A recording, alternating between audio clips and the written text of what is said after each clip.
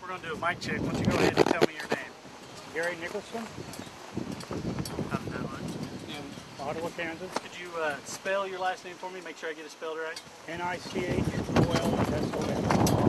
And do you have a title or anything that we should affiliate with you? Well, I belong to the Hell on Wheels Military Vehicles Club in Kansas City, plus Rolling Thunder here in Topeka.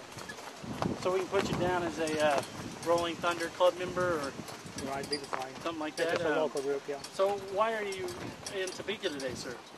Well, 8 years ago, I approached the museum about having an event here, a collector's event, Civil War, whatever, and Jack Elliott was curator then, and he said that'd be a good idea. So first year we had maybe 6 vehicles, 2 reenactors, and today we've got, I don't know how many vehicles, quite a few vehicles this year. So it's definitely grown over the years. It has grown. We hope to make it bigger and better. How does that make you feel as someone whose idea was and then to see it grow? I'm just glad to see it grow. It's something that I thought needed to happen around in this part of the country, because there's a lot of people that collect vehicles, uniforms, guns, and they don't really have a major event other than a trade show where they sell their stuff. Nothing, you just bring your goods and show up. So is that what got you into this show today? Is you were a vehicle collector? Yes, sir. And tell me about your vehicles. Well, I have a total of 9 pieces. M3 half-track, or correction, M2 A1 half-track, 2 M37s like this, 2 M38 A1 Jeeps, an MV Jeep, a mule, and I think that might be it. I've lost count. What does your family and friends think about your collection? Nuts. They think you're nuts? Worst thing about this hobby is that when you buy one, it has to have a brother or sister, and it just seems to grow. And gee, I'd like to have that, but I've stopped. I've ran out of room, money. So why don't you tell us a story about some of these vehicles? What was your most interesting find, and how did you find it? Well, the most interesting find is my 40 millimeter anti-aircraft gun. It sets on a World War II ton-and-a-half truck. The bed that the gun sets on is not the correct bed for that truck, so we wouldn't have to put a gun that big on that truck. But I had the vehicle, didn't have the bed, so I married the two together. The gun set up north of Lawrence about 30 years. The gentleman was passenger, and I thought he talked him out of it, and told him that I would display it the way I'm doing. That gun is a hands-on display, in other words, kids can get on it and play with it. And that's the whole ideal of the thing, is so the young people can have a chance to see what the stuff was really like and how it really worked. Do the vehicles in your collection, do they have a value? Oh, yes. In most cases, if you buy a vehicle and restore it, especially World War II, they're worth far more than you ever paid for them.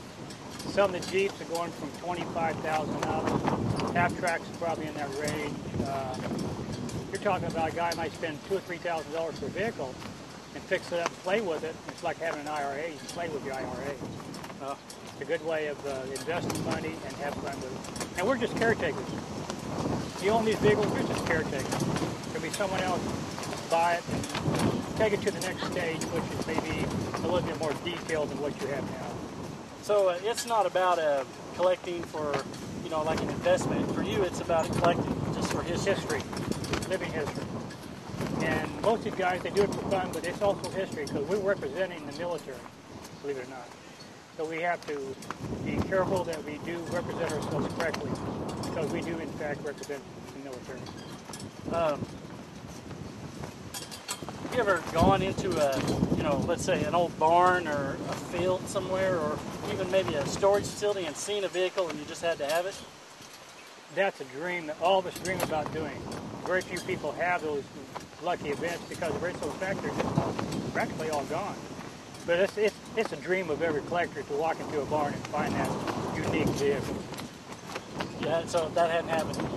It's not going to happen, I'm afraid. I quit.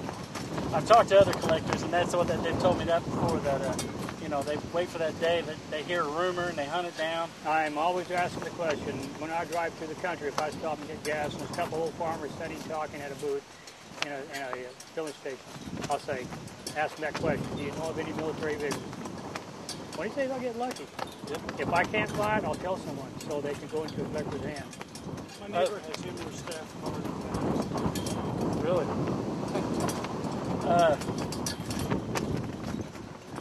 Now, do you find that a lot of people know about your collection, or I mean, do you get asked to go to events, or do you set up these events to go to? Our club, I belong to 2 clubs, so they have events that they try to go to every year. Special events, we do the Liberty Memorial event, the Kansas City chapter, and the Topeka chapter does a Liberty Memorial on Memorial Weekend. There is the Confederate Air Force, or Commemorative Air Force, has a air show in Gardner with the old naval base, New Century Airport this year. I think it's the second weekend in July. I go to that. I also go to Ottawa, Kansas, where I'm from. We have a Veterans Day parade. I've been doing that for about 15 years. We usually have a real nice collection of vehicles to show up for the parade. We do a World War II reenactment. And then anything else, pops up. There's major events I try to go to each year to support. Jefferson Barracks. Can't afford to go there. Just a second, I'm sorry. I had the ND1 on inside, and I don't think I turned it off. Is it affecting the color or the filter on? Okay. All right, I just wanted to make sure. I forgot I had it on because there was a lack of light inside. Is there anything you'd like to add? Maybe something I didn't ask? No, just that if you live in the Topeka area, come to this event. This event's for the military, to honor the military and for collectors. How important is it to keep this history alive? Very important. They don't teach it in schools anymore. So if the young people don't come and see these type of displays, they have no clue. All they do is play video games anymore. They may play a war game, but they're just playing a game. Do you have grandchildren? I have several, 10. Do you try to keep that history alive with them? You bet. How important is it to you personally? Very important. How does it feel if your grandkids take an interest in it?